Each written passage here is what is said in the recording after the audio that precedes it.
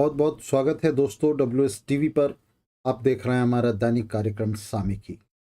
England में टोरी सरकार ने, ऋषि सुनक के नेतृत्व वाली टोरी सरकार ने फिर वही पुराना खटराग अलापना शुरू कर दिया है। खर्चों में कटौती और टैक्सों में वृद्धि। इससे पहले लिज ट्रस के नेतृत्व में चली 45 दिन की सरकार ने टोरी पार्टी के घोषणा पत्र को अमली जामा पहनाते हुए वहां टैक्सों को कम किया था और खर्चों में वृद्धि की थी, जिसमें ऊर्जा बिलों पर कैप लगाया गया था। लेकिन ब्रिटेन की अर्थव्यवस्था निश्चित रूप से इसका बोझ नहीं उठा सकती थी और वो नहीं उठा सकी। इसलिए कॉरपोरेट्स ने और कॉरपोरेट्स के प्रतिनिधि एमपीज ने, जो टोरी पार्टी के अंदर जमा हुए थे, उन्होंने लिज ट्रस की सरकार का बाकायदा तख्ता उलट दिया और इसे एक पार्लियामेंट्री कू से कम नहीं कहा जा सकता। लिज ट्रस की सरकार को इस्तीफा देना पड़ा और उसके बाद ऋषि सुनक की सरकार बनी। ऋषि सुनक के नेतृत्व में ऋषि सुनक और उनके वित्त मंत्री जेरेमी हंट ने, हालांकि जेरेमी हंट की नियुक्ति लिज ट्रस के समय में हो चुकी थी और जेरेमी हंट ने इस बात के संकेत दे दिए थे कि पूरी तमाम जो लिज ट्रस की नीतियां हैं उन्हें उलट दिया जाएगा। उसके बाद ऋषि सुनक प्रधानमंत्री चुने गए। जेरेमी हंट और ऋषि सुनक की इस टीम ने लिज ट्रस की तमाम नीतियों को पूरी तरह से उलट दिया है। जो कैप, एनर्जी बिलों पर जो कैप उन्होंने डिक्लेयर की थी, वो हालांकि अभी जारी है, लेकिन उसे ये टीम आगे नहीं बढ़ाने जा रही है। इस बीच इस टीम ने परसों यानी गुरुवार को बजट, जिसको ऑटम बजट कहा जा रहा है, वहाँ पतझड़ का बजट कहा जा रहा है, पतझड़ का बजट, पतझड़ मौसम का बजट उन्होंने प्रस्तुत करना है। और इस बजट में जो विशेषज्ञ बता रहे हैं उसमें टोरी पार्टी ने लगभग ये तय कर लिया है कि लिज ट्रस ने जितने भी कंसेशंस दिए थे, जितनी भी राहतें दी थी, ना सिर्फ उन्हें उलट दिया जाएगा बल्कि बहुत बड़ा बोझ ब्रिटेन की मेहनतकश जनता पर और लाद दिया जाएगा। सरकारी खजाने में, जो ऋषि सुनक कह रहे हैं, उनके वित्त मंत्री जेरेमी हंट कह रहे हैं, सरकारी खजाने में लिज ट्रस की सरकार ने, 45 दिन की सरकार ने लगभग 55 बिलियन पाउंड का ब्लैक होल बना दिया है, छेद कर दिया है, एक गैप बना दिया है सरकार की आमदनी और सरकार के खर्चों के बीच। और ऋषि सुनक कह रहे हैं कि अभी सबसे बड़ी चुनौती इस गैप को भरने की है। इस गैप को भरने का मतलब है कि एक तरफ आय बढ़ाई जाए और दूसरी तरफ खर्चों में कटौती कर दी जाए। लिज ट्रस की नीतियां अधिक खर्च और कम टैक्स पर आधारित थीं और ये जो गैप बन रहा था, इसकी भरपाई के लिए लिज ट्रस के पास कोई ठोस योजना नहीं थी सिवा कर्ज लेने की। ब्रिटिश कॉरपोरेट्स को ये नीतियां पसंद नहीं थीं और जहाँ तक लिज ट्रस का सवाल है, लिज ट्रस खुद एक दक्षिणपंथी, घोर दक्षिणपंथी राजनीतिज्ञ थी। लेकिन ब्रिटेन के अंदर जो रोष उस समय वर्किंग क्लास के अंदर बन रहा था, मजदूर वर्ग के अंदर जो रोष पैदा हो रहा था लगातार बढ़ती हुई महंगाई से, मुद्रास्फीति से, उसमें वर्किंग क्लास की नर्व्स को, उसकी नसों को ठंडा करने के लिए, उस पर ठंडा पानी डालने के लिए ज़रूरी था कि इस तरह की नौटंकी की जाए जिससे वर्किंग क्लास के हाथ कुछ ना आए, लेकिन उसका जो रोष है, उसका जो आक्रोश है, वो ठंडा हो जाए। लिज ट्रस की सरकार ने यही किया और उन्होंने कहा कि मेरे पास इसके सिवा और कोई रास्ता नहीं है।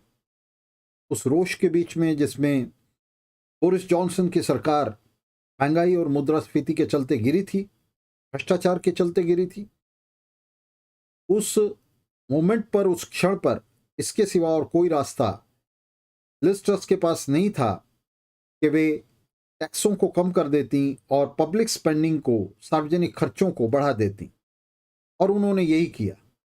उन्होंने प्रधानमंत्री चुने जाने से पहले ही ये दावा किया था, उनके समर्थक, मीडिया ये दावा कर रहा था कि उनके पास एक जादू की छड़ी है, एक मैजिक वॉन्ड है और वे जादू की छड़ी घुमाकर प्रधानमंत्री बनते ही, जादू की छड़ी घुमाकर, जैसा लिज ट्रस के शब्दों में कहा जाए तो उन्होंने कहा था कि मैं वेजेस को ऊंचा कर दूंगी, मजदूरी को ऊंचा उठा दूंगी और टैक्सेस को, करों को घटा दूंगी।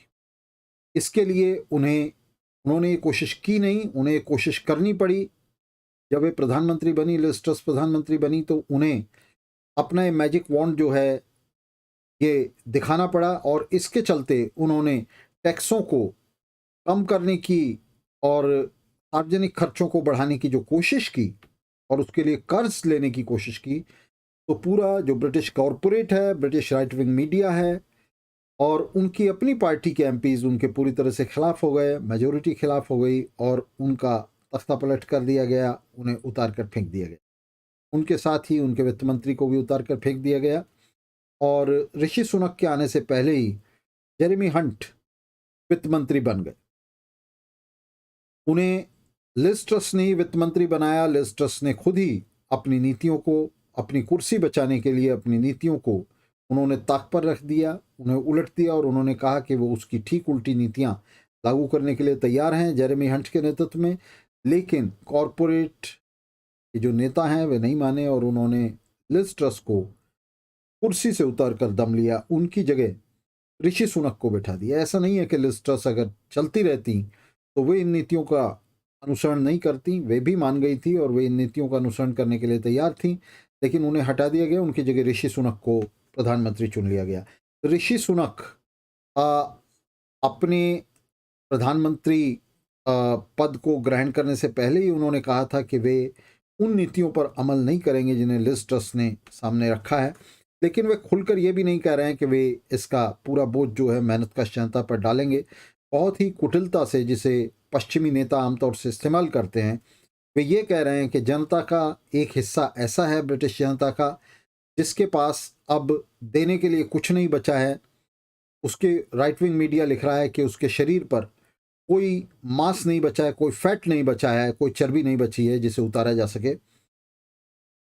गार्डियन ने आज इन्हीं शब्दों में जो है ब्रिटेन में वर्किंग क्लास के सबसे निचले हिस्सों की स्थिति को दोहराया है, बताया है। उन्होंने कहा कि उनके ऊपर कोई चर्बी नहीं बची है जिसे उतारा जा सके, तो इसलिए उनसे तो किसी तरह की टैक्स वसूली नहीं हो सकती, उन पर किसी तरह की ऑस्टेरिटी जो है वो सीधे नहीं ला दी जा सकती, परोक्ष रूप से उन पर ऑस्टेरिटी ला दी जाएगी। खर्चों में, सार्वजनिक खर्चों में कटौती आखिर उनके भी कंधों पर आकर पड़ेगी और टैक्सों में बढ़ोतरी के भी वे शिकार होंगे, लेकिन इनडायरेक्टली होंगे, परोक्ष रूप से होंगे, प्रत्यक्ष रूप से नहीं होंगे। तो ऋषि सुनक ने ये कहना जारी रखा है कि वर्किंग क्लास का एक हिस्सा ऐसा है जिस पर बोझ नहीं डाला जा सकता, वो टैक्स नहीं भर सकता, तो उसे हम स्पेयर करेंगे। तो उसे तो ये स्पेयर क्या करेंगे, वो जो हिस्सा है जो टैक्स दे ही नहीं सकता, सबसे गरीब लोग हैं जो टैक्स से एग्जेम्प्टेड हैं, आज भी एग्जेम्प्टेड हैं,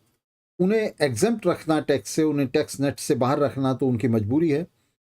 लेकिन अभी एक बहुत बड़ा मैन्यूवर जो सरकार ऋषि सुनक और जेरेमी हंट की सरकार चलने जा रही है इस बजट प्रस्तावों में, वो बहुत ही कुटिल चाल है ब्रिटिश सरकार की।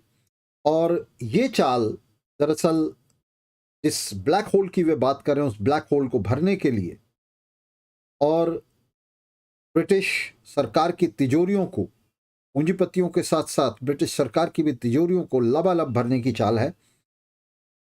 ये जो 55 बिलियन पाउंड का ब्लैक होल बना हुआ है, इस ब्लैक होल में से 20 बिलियन पाउंड टैक्सों के जरिए वसूल किए जाने हैं, बढ़ाए जाने हैं और 35 बिलियन पाउंड खर्चों में कटौती के जरिए वसूल किए जाने हैं। जहां तक खर्चों में कटौती की बात है, ऑस्टेरिटी की बात है, तो बजट में इसके लिए बिल्कुल सीधे सीधे प्रस्ताव लाए जा रहे हैं। हालांकि डिफेंस बजट को कट नहीं किया जा रहा है, डिफेंस बजट को बढ़ाया जा रहा है, लेकिन बाकी तमाम खर्चों में कटौती के प्रस्ताव लाए जा रहे हैं, जिसमें से इस समय जो बेरोजगारी भत्ता सरकार दे रही है, उस बेरोजगारी भत्ते को बहुत जल्दी खत्म करने की प्लान है। एनर्जी बिल्स पर जो कैप लगाई गई है उसको बहुत जल्दी खत्म करने की प्लान है। ये तो सीधे सीधे किया जा रहा है। जो ऑस्टेरिटी है वो बजट में बिल्कुल सीधे दिखाई देगी, लेकिन जो नहीं दिखाई देगा वो बड़े मार्के की बात है। टैक्स की जो बढ़ोतरी है वो ब्रिटिश बजट में, इस ऑटम बजट में रिफ्लेक्ट नहीं होगी, वो नहीं दिखाई देगी। और ये इसलिए है कि टोरी पार्टी ने अपने इलेक्शन मैनिफेस्टो में ये लिखा हुआ है कि हम किसी तरह से टैक्स नहीं बढ़ाएंगे। अगर वे टैक्स बढ़ाते हैं तो टोरी पार्टी के जो समर्थक हैं वही उसके खिलाफ हो जाएंगे। तो ये कैसे हो सकता है कि बिना टैक्स बढ़ाए टैक्स की जो आय है, टैक्स से होने वाली जो आय है, उसे 20 बिलियन पाउंड उसे बढ़ा दिया जाए। इसके लिए एक बहुत ही कुटिल नीति ब्रिटिश सरकार यानी ऋषि सुनक और जेरेमी हंट की सरकार लेकर आ रही है, जिसे फिस्कल ड्रैग बताया जा रहा है। ये नीति क्या है? परसों गुरुवार को जब ये financial statement house of Commons में प्रस्तुत की जाएगी, उस समय ये फिस्कल ड्रैग सामने आएगा और ये कुटिल नीति है। इसमें ये लोग क्या करने जा रहे हैं? ये सबसे पहले जो टैक्स स्लैब्स हैं, जो एग्जिस्टिंग आज के जो मौजूदा टैक्स स्लैब्स हैं, सबसे पहले ये उनको नीचे की तरफ ड्रैग करेंगे। यानी सबसे नीचे की जनता का एक हिस्सा जो अभी तक टैक्स नहीं भरता है, वो भी टैक्स नेट की लपेट में आ जाएगा। और सबसे ऊपर की अगर बात करें तो सबसे ऊपर जो अब तक सबसे highest tax rate 1.5 lakh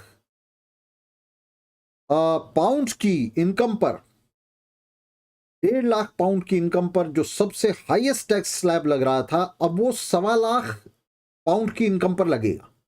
tax slab को इस समझदारी से नीचे की तरफ खिसकाया गया है, पूरे पूरे टैक्स स्लैब के सिस्टम को, कि उसमें न सिर्फ सबसे नीचे के वे लोग जो अब तक टैक्स नहीं भर रहे थे, उनका एक बड़ा हिस्सा उसकी गिरफ्त में आ जाएगा, उसके नेट में आ जाएगा, एक और नीचे की लेयर के ऊपर अप्लाई होगा, और जो उससे नीचे के टैक्स स्लैब हैं, उससे नीचे के टैक्स रेट हैं, उनकी पकड़ में, उनकी जकड़ में आबादी के नए नए हिस्से आ जाएंगे। और ये आबादी के हिस्से आज की तारीख में जैसे ही ये बजट प्रस्तुत होगा, जैसे इस बजट के प्रस्ताव लागू होंगे, तो नए नए हिस्से हायर टैक्स स्लैब्स की जकड़ में आ जाएंगे। और इसके साथ साथ गवर्नमेंट अगले कई सालों के लिए, बताया जा रहा है कि 2028 तक के लिए, इन टैक्स स्लैब को फ्रीज कर देगी। ये एक प्रस्ताव आ रहा है जिसमें इन टैक्स स्लैब को फ्रीज कर दिया जाएगा, जिसके परिणाम बहुत ही घातक होंगे। उसके परिणाम ये होंगे कि आने वाले समय में वेजेस जो बढ़ेंगी, वेजेस तो बढ़ती जाएंगी हर साल, तो वेजेस जो बढ़ेंगी, उन वेजेस के बढ़ने से जो वास्तविक आय है, जो बढ़नी चाहिए वेजेस के बढ़ने के साथ, वो वास्तव में कम हो जाएगी। ऊंचे टैक्स स्लैब्स के अंदर मजदूरों की, मेहनतकश जनता की जो वेजेस हैं, उनकी जो सैलरीज हैं, उनकी जो तनख्वाहें हैं, वे ऊंचे टैक्स स्लैब्स को हिट करेंगी, क्योंकि टैक्स स्लैब तो फ्रीज कर दिए गए हैं। पहले ये होता था कि वेजेस के बढ़ने के साथ साथ टैक्स स्लैब भी ऊपर उठते जाते थे, तो वेजेस के बढ़ने का फायदा वेज अर्नर्स को मिलता था, तनख्वाह कमाने वालों को मिलता था, मजदूरी कमाने वालों को मिलता था। अब वो फायदा नहीं मिलेगा। अब जैसे वो मजदूरी बढ़ेगी, वैसे ही वो नए टैक्स स्लैब में आ जाएंगे, और पहले से भी ज्यादा, जब उनकी मजदूरी कम थी उस समय जितना टैक्स दे रहे थे, उससे भी ज्यादा टैक्स बढ़ी हुई सैलरी पर वो देंगे, जिसका मतलब होगा कि उनकी जो वास्तविक आय है वो घट जाएगी। तो एक तरफ तो वास्तविक आय तेजी से बढ़ती हुई मुद्रास्फीति से घट रही है, महंगाई से घट रही है। ब्रिटेन में इस समय मुद्रास्फीति की दर 10.2 के आंकड़े को पार कर गई है, बहुत ही तेजी से बढ़ रही है। यूरोपियन यूनियन में 10.7 है, उस एवरेज से थोड़ा सा ही नीचे है। ब्रिटेन 10.2% वृद्धि मुद्रास्फीति की हो रही है। तो एक तो इससे वास्तविक आय कम हो रही है, और दूसरा बड़ी चालाकी से सरकार ने टैक्स स्लैब्स को एक तरफ तो उनको लोअर कर दिया है, नीचे ले आई है, और दूसरा उनको फ्रीज करने जा रहे हैं। तो सरकार को टैक्स बढ़ाने की जरूरत नहीं है। टोरीज ने अपने चुनाव घोषणा पत्र में, मैं दोबारा से आपको बता रहा हूं, चुनाव घोषणा पत्र में ये कहा था कि हम टैक्स नहीं बढ़ाएंगे। तो वो बिना टैक्स बढ़ाए वर्किंग क्लास के साथ ये बड़ा धोखा कर रहे हैं कि वे ज्यादा बड़ा टैक्स जो है वसूलेंगे, और इससे $20 बिलियन की वसूली टैक्स बढ़ोतरी में करेंगे वो। तो आप देखिए कि बिना बढ़ाए टैक्स बढ़ जाएगा, वेजेस बढ़ेंगी, सरकार की देनदारी बढ़ेगी, लेकिन इसके साथ ही उनका टैक्स बढ़ जाएगा। और देखिए, बिना टैक्स बढ़ाए टैक्स बढ़ जाएगा। तो इसे कहा जा रहा है फिस्कल ड्रैग। फिस्कल ड्रैग की पॉलिसी, फाइनेंशियल कैलकुलेशंस का ड्रैग, उनको नीचे की तरफ खींचना। तो तमाम टैक्स स्लैब को एक तरफ नीचे की तरफ खींचा जा रहा है। दूसरा, टैक्स स्लैब्स की, टैक्स थ्रेशोल्ड की ये फ्रीजिंग की जा रही है। बहुत ही कुटिल व्यवस्था है और टोरी सरकार ने जो ये कहा था, ये अपनी चुनाव मैनिफेस्टो में प्रतिज्ञा की थी कि वे टैक्स नहीं बढ़ाएंगे, उस प्रतिज्ञा को कायम रखते हुए एक तरह से वर्किंग क्लास की पीठ में ये छुरी घोंपी जा रही है।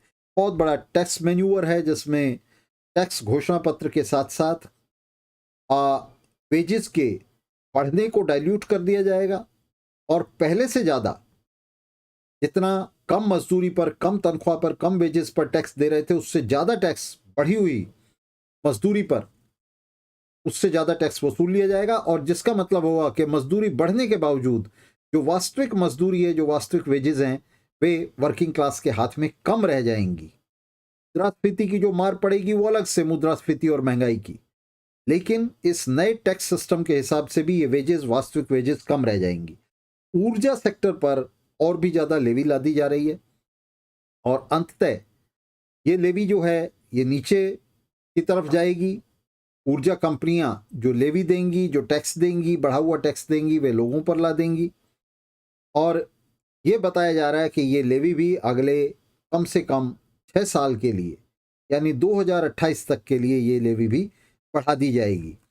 टैक्स राजस्व यानी टैक्स रेवेन्यू और सरकारी खर्च में जो अंतर बना हुआ है, उसके बीच में जो फर्क है, उसको टोरी सरकार इस तरह से पाटने की कोशिश कर रही, जिसका मतलब है कि टोरी सरकार चाहकर भी किसी भी तरह से अर्थव्यवस्था के अंदर, इकोनॉमी के अंदर कोई इंप्रूवमेंट नहीं कर पाई है। ना उसके पास कोई प्रोग्राम है उसमें इंप्रूवमेंट करने का, ना कोई विजन है और ना ही कोई उसकी स्पेक्यूलेशन है कि किसी भी तरह से कोई अनुमान नहीं है कि किसी तरह से आने वाले समय में भी अर्थव्यवस्था कम से कम 2028 तक के लिए अर्थव्यवस्था में कोई भी मूलभूत कोई विकास होने वाला है, कोई इंप्रूवमेंट होने वाली है। तो ये अर्थव्यवस्था को टिकाए रखने के लिए मेहनत का जनता की जो रीढ़ है उसका इस्तेमाल किया जा रहा है, उसे तोड़कर उसके टूटी हुई रीढ़ के ऊपर इस अर्थव्यवस्था को खड़ा किया जा रहा है। इस समय जिस तरह से लिज ट्रस कह रही थी, वे भी एक टीना फैक्टर दिखा रही थी। टीना फैक्टर का मतलब होता है there is no alternative, TINA। तो लिज ट्रस कह रही थी, वो एक कॉरपोरेट की तरफ मुंह करके कह रही थी कि मेरे पास और कोई चारा नहीं है, मुझे कंसेशन वर्किंग क्लास को देने पड़ेंगे, नहीं दूंगी अगर ये कंसेशन तो बगावत के आसार हैं। और इस समय ऋषि सुनक जनता की तरफ मुंह करके कह रहे हैं, उनके वित्त मंत्री जेरेमी हंट जनता की तरफ मुंह करके कह रहे हैं, वे कह रहे हैं TINA, there is no alternative, हमारे पास कोई विकल्प नहीं है जनता पर इन टैक्सों को लादने के सिवा।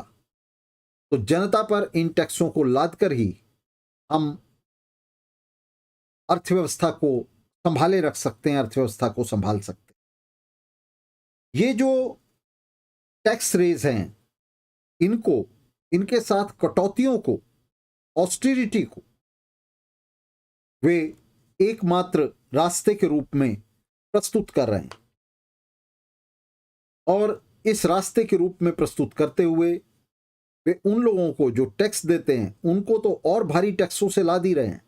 जो टैक्स नहीं देते हैं, सबसे नीचे के लोग जिनके बारे में ऋषि सुनक बात कर रहे थे कि सबसे नीचे एक स्तर ऐसा है जो टैक्स नहीं दे सकता और हम उसे एग्जेम्प्ट करेंगे, वास्तव में उसे एग्जेम्प्ट नहीं कर रहे हैं। ये जिन टैक्स स्लैब्स को वो नीचे ला रहे हैं, ये टैक्स स्लैब नीचे उन लोगों को, उन लोगों के हिस्से को, ऊपर के हिस्से को जो टैक्स नहीं देते, उनको भी टैक्स नेट में ये खींच लेगा। आय बढ़ने के साथ टैक्स बढ़ेंगे, वास्तविक आय नहीं बढ़ेगी। मजदूरी बढ़ती हुई दिखाई देगी, लेकिन उससे टैक्स बढ़ेंगे, टैक्स और ज़्यादा बढ़ेंगे और थ्रेशोल्ड जो है टैक्सेस का वो नीचे की तरफ जाएगा और उसके साथ जो नहीं बढ़ेगा वो वास्तविक आय नहीं बढ़ेगी। ऊर्जा बिलों पर इस समय 2500 पाउंड की कैप लगी हुई है और ये कैप अभी अप्रैल तक चलेगी, जिसे लिज ट्रस की सरकार ने लगाया था 6 महीने के लिए। तो ये अप्रैल के महीने तक ये कैप चलेगी और उसके बाद अब ऋषि सुनक की सरकार का निश्चित रूप से विचार है कि उससे आगे इस कैप को नहीं बढ़ाया जाएगा। इसके साथ साथ सरकारी विभागों को तमाम डिपार्टमेंट्स को जितनी एलोकेशन की गई थी 2021 में, जिस समय बजट प्रस्तुत किया गया था, उन एलोकेशंस को भी फ्रीज कर दिया गया है। अब ये बड़े मजे की बात है कि उन एलोकेशंस को फ्रीज करने का जो मतलब है वो ये है कि उनको नई एलोकेशंस तो नहीं की जाएंगी नए बजट में, वो तो बिल्कुल तय है ही। साथ ही मुद्रास्फीति के बढ़ने के बावजूद इन एलोकेशंस का जो वॉल्यूम है उसको नहीं बढ़ाया जाएगा। यानी अगर पुराने रेट पर एलोकेशन उनको की जाएंगी गवर्नमेंट डिपार्टमेंट्स को पब्लिक स्कीम्स को चलाने के लिए, तो इसका मतलब है कि उनके हाथ में जो पाउंड्स हैं, वास्तविक पाउंड्स हैं, वो 60 से 70% के बीच में बचेंगे, आधे से कुछ ही ज़्यादा। तो वास्तव में इन एलोकेशंस को एक तरह से आधा कर दिया गया और लगातार पाउंड अभी भी गिरता जा रहा है, पाउंड का गिरना रुका नहीं है। तो यहाँ सरकारी विभागों को ये एलोकेशंस पूरी तरह से फ्रीज कर दी गई हैं और वो भी मुद्रास्फीति के इन्फ्लेशन के पूर्व स्तर पर, उस जो पहले स्तर था जिस समय 2021 में उनको ये एलोकेशन की गई थी, उस स्तर के ऊपर इन एलोकेशंस को 2021 के स्तर के ऊपर इनको फिक्स कर दिया गया है। और ये एलोकेशंस 2021 से लेकर अभी कहा जा रहा है कि 2026 तक ये फ्रीज रहेंगी, लेकिन वास्तव में इन्हें 2028 तक ही पूरी तरह से फ्रीज कर दिया जाएगा। और इस बीच ये जो टैक्स थ्रेशोल्ड है इसको नीचे की तरफ लाते हुए जनता के ज़्यादा से ज़्यादा हिस्सों की खाल उतारने की कोशिश की जाएगी और उससे सरकारी तिजोरियों को भरा जाएगा। बिना टैक्स बढ़ाए टैक्स से आय बढ़ाने का ये जो मेन्यूअर है, ये जो तरीका है टोरी सरकार का, ये पूरी तरह से आप देख सकते हैं किस तरह से ये जन विरोधी है और जनता के साथ एक किस किस्म का धोखा है। मुद्रास्फीति के साथ साथ, और एक ऐसे समय में जिस समय में मुद्रास्फीति 10.2% पर पहुंच रही है, आसमान की तरफ जा रही है, स्पाइरलिंग हो रही है इन्फ्लेशन के अंदर, मुद्रास्फीति के अंदर, उस समय की गई ये जो कटौतियां हैं, ये जो ऑस्टेरिटी है, ये मेहनत कश जनता के लिए पूरी तरह से असहनीय हो जाएगी।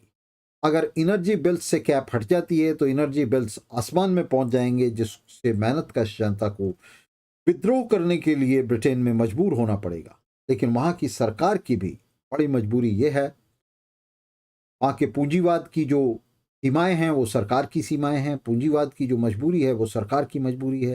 पूंजीवाद कुछ नहीं दे सकता तो सरकार ही क्या दे सकती, सरकार कुछ नहीं दे सकती। आगामी चुनावों में इसलिए कंजर्वेटिव पार्टी को बड़ा झटका लगने वाला, लेकिन इसका लाभ अगर वहाँ लेबर पार्टी को पहुँचता भी है तो ये लेबर पार्टी भी वहाँ कुछ नहीं कर पाएगी। ये लेबर पार्टी भी ब्रिटेन के अंदर एक तरह की बूर्जुआ दक्षिणपंथी पार्टी है और इसने नाम बेशक अपना लेबर पार्टी रखा है, लेकिन इसकी नीतियाँ किसी भी तरह से कंजर्वेटिव पार्टी से अलग नहीं है। गृह मोर्चे पर भी, विदेशी मोर्चे पर भी लेबर पार्टी टोरी पार्टी की नीतियों का, उसकी मौलिक बुनियादी नीतियों का विरोध नहीं करती है। इधर उधर की उत्तर दक्षिण की सतही नीतियों का विरोध करना एक अलग बात है, लेकिन उसकी जो बुनियादी नीतियां हैं, चाहे वो डोमेस्टिक फ्रंट पर हों या फॉरेन फ्रंट पर हों, ऑफशोर फ्रंट पर हों, उनका विरोध नहीं करती है लेबर पार्टी। तो दोनों पार्टियों की जो नीतियां हैं वो अमेरिका में रिपब्लिकन्स और डेमोक्रेट्स जिस तरह से मिलकर चलते हैं, बुनियादी नीतियां दोनों की एक हैं, उसी तरह से यहाँ भी इंग्लैंड में लेबर और कंजर्वेटिव्स की जो बुनियादी नीतियां हैं वो एक हैं और कैपिटलिज्म के ये दोनों जो पाए हैं ब्रिटेन के अंदर, ये एक दूसरे से पूरी तरह से सहमत हैं। अगले चुनावों में, आने वाले चुनावों में टोरी पार्टी को इसका बड़ा खामियाजा देना पड़ेगा। ये जो क्योस चल रहा है, ये जो उनकी दक्षिणपंथी नीतियां चल रही हैं, इसका खामियाजा देना पड़ेगा। और कटौतियों और टैक्सों की पार्टी के तौर पर उनकी जो कुख्याति वहाँ हो रही है, जिसके लिए वे कुख्यात हो रहे हैं, उसका उन्हें हर्जाना चुनावों में देना होगा। चुनावों में वे ज़्यादा सीट नहीं निकाल पाएंगे आगामी। इस समय ब्रिटिश ट्रेजरी, वहाँ के अखबार कह रहे हैं कि वो ट्रेजरी जो है इस समय वो कटौतियों पर निर्भर है पूरी तरह से, और ट्रेजरी किसी भी तरह से, वहाँ का जो फाइनेंस डिपार्टमेंट है, फाइनेंस मिनिस्ट्री है, वहाँ की जो ट्रेजरी है, वो किसी भी तरह से अर्थव्यवस्था में सुधार के लिए कोई काम नहीं कर रही है। और वास्तव में अब ईमानदारी से जो अखबार लिख रहे हैं वे बता रहे हैं कि वहाँ अर्थव्यवस्था में सुधार की कोई गुंजाइश बची भी नहीं है। कोई चर्बी नहीं बची है, कोई फैट नहीं बचा है जिसे उतारा जा सके और उसे उतार कर किसी भी तरह से अर्थव्यवस्था के लिए ये स्मूदी तैयार की जा सके। विश्व पूंजीवाद के साथ साथ ब्रिटिश पूंजीवाद पूरी तरह से चूक गया है और ये अब मेहनतकश जनता को कुछ भी दे पाने में पूरी तरह से असमर्थ है।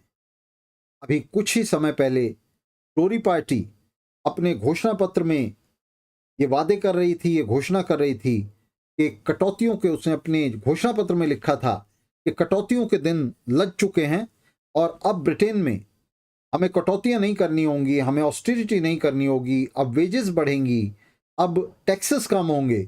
लेकिन हमने देखा कुछ ही समय में ये पूरा रिजीम उल्टा जा रहा है। और अगर टोरी पार्टी जैसे लिज ट्रस के नेतृत्व में उसने कोशिश की, अगर वो कोशिश भी करती है तो अर्थव्यवस्था उसे परमिट नहीं कर रही है, उसे अनुमति नहीं दे रही है इस चीज।